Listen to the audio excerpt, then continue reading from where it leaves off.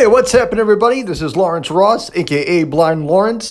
Pardon me, you with the severe aesthetic deficiencies. Hey, ugly! Thanks for checking out my YouTube channel. Hope you like what you see.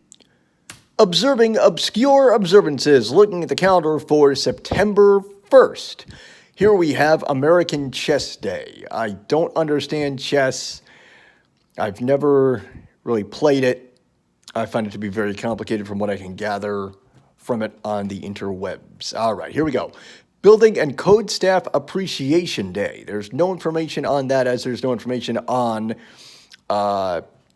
American Chess Day, but there is information on this one. Chicken Boys Day. Chicken Boys Day marks the ceremonial birthday of Chicken Boy, a 22-foot tall fiberglass statue of a boy with a chicken head that holds a bucket of chicken.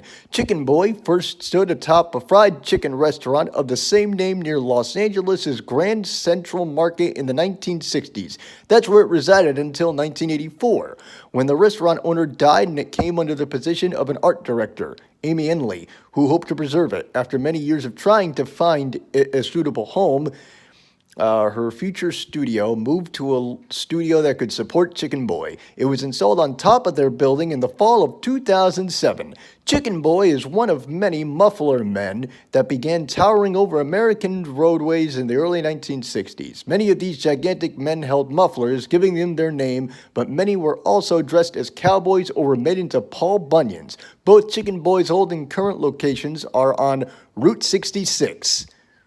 As are the locations of a handful of other muffler men, including the Gemini Giant, International Fiberglass of Venice, California, Maine Chicken Boy, and the other muffler men, but Chicken Boy was customized after words to have a chicken head and arms that could hold a bucket. Chicken Boy is known as the Statue of Liberty of Los Angeles, and its preservers were given the Governor's Preservation Award in 2010 by Governor Arnold Schwarzenegger. I'd like to present to you, the fine people of California, the statue of Chicken Boy. The T-1000 could eliminate him in 9.5 seconds. Emma M. Nutt Day. Today we honor Emma M. Nutt, the first female telephone operator in the world, who started her job as an operator on September 1st, 1878, at the Edwin Holmes Telephone Dispatch Company in Boston. At that time, the telephone had been around for just a few years, and telephone operators had been around for an even shorter period of time. Operators worked at telephone exchanges that had switchboards. Callers spoke to one of these switchboard operators, and the operator connected them to the person they wished to call. Not only did operators connect calls, but they also answered questions for customers.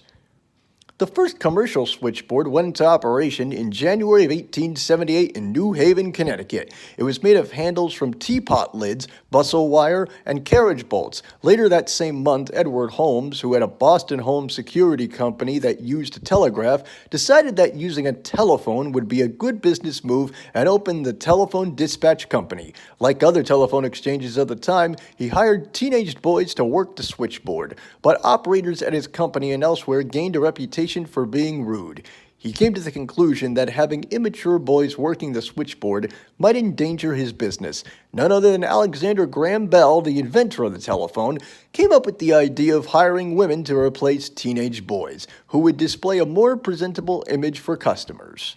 Operator, could you help me place this call? See, the number on the matchbook is old and faded. She's living in L.A. with my best old ex-friend Ray. A guy she said she knew well and sometimes hated. No information on this one. Ginger Cat Appreciation Day.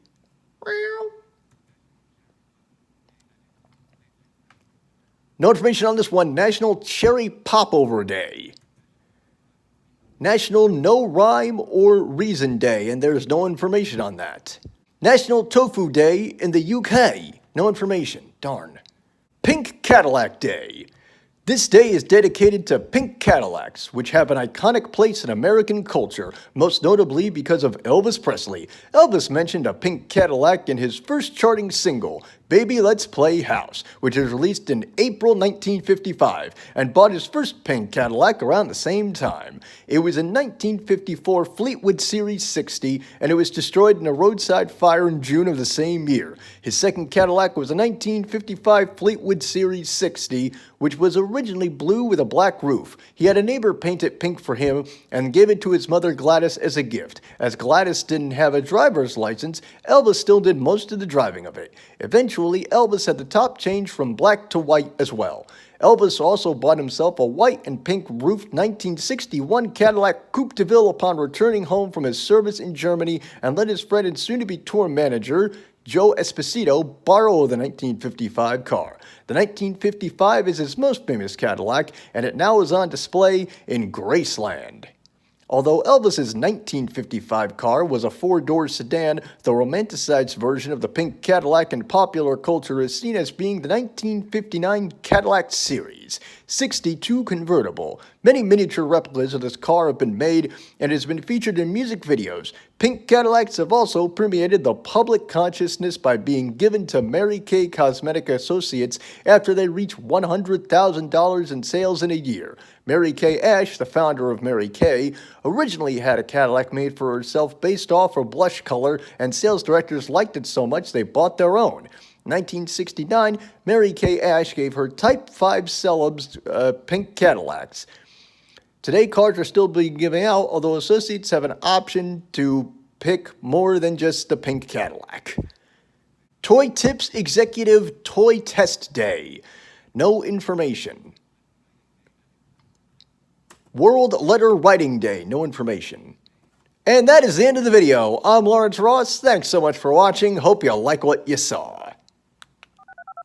Hey, what's happening, everybody? This is Lawrence Ross, aka Blind Lawrence. Thanks so much for watching this video. If you'd like, you can check me out on my other social media platforms: Facebook, Twitter, and yes, even Instagram. That does not make sense. All ending in /Blind Lawrence. Cute.